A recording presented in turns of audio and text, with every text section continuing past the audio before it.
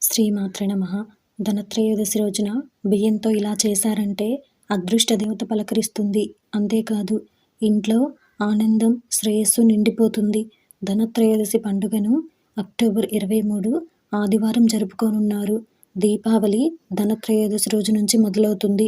ధనత్రయోదశిలో ఇత్తడి, వెండి పాత్రలను కొనుగోలు చేసే సంప్రదాయం ప్రాచీన కాలం నుంచి ఉంది.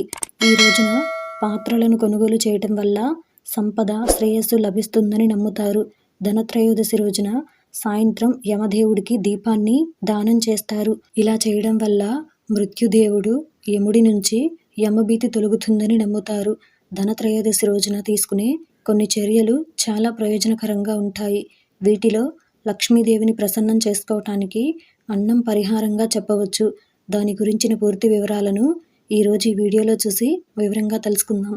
అంతకంటే ముందు ఈ వీడియో కనుక మీకు నచ్చినట్టయితే లైక్ చేయండి, షేర్ చేయండి.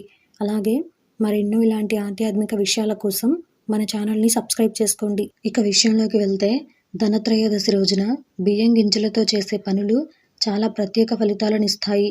ఈ రోజున లక్ష్మి, గణేశుడిని, కుబేరుడిని పూజించటం 21 బియ్యం గింజలతో పూజించండి.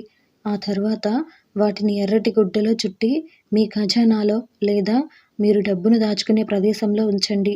ఇలా చేయడం వల్ల ఇంట్లో ఆర్థిక ఇబ్బందులు తొలగిపోయి ఐశ్వర్యం వస్తుంది.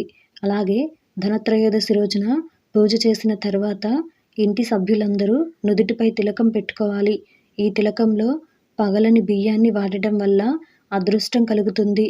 అంతేకాకుండా ధనత్రయోదశి రోజు ఉదయాన్నే రాగి పాత్రలో కొన్ని నీటిని, కొద్దిగా అక్షింతలను కలిపి సూర్యభగవానుడికి ఆర్ఘ్యం సమర్పించాలి.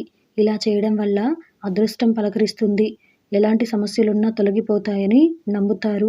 అంతేకాకుండా ఈ రోజున శివుడికి 5 బియ్యపు గింజలు సమర్పించడం ద్వారా భోలేనాథ్ సంతోషిస్తాడని చాలామంది విశ్వసిస్తుంటారు. ధనతేరస్ రోజున శివునికి అన్నంతో చేసిన పాయసాన్ని నైవేద్యంగా సమర్పించడం వలన ప్రతి సమస్యకు పరిష్కారం లభిస్తుంది.